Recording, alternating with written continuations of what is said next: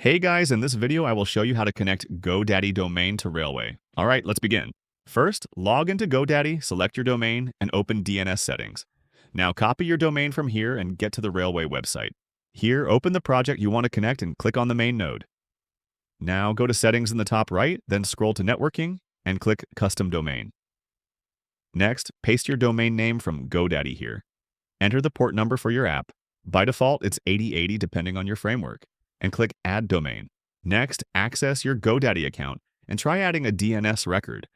Simply click on Add, select CNAME record with www as the name and paste the value from Railway. If a conflicting CNAME exists, delete it. Then save your changes and verify the record in Railway. Once the CNAME is verified, your custom domain should connect. For the root domain, either upgrade your Railway plan to add another domain, or set up forwarding from the root domain to www.yourdomain.com. Finally, wait for DNS propagation, which can take up to 72 hours, though it usually updates in 20 minutes. So that's basically how you can connect GoDaddy domain to Railway. That's it for this video. Thanks.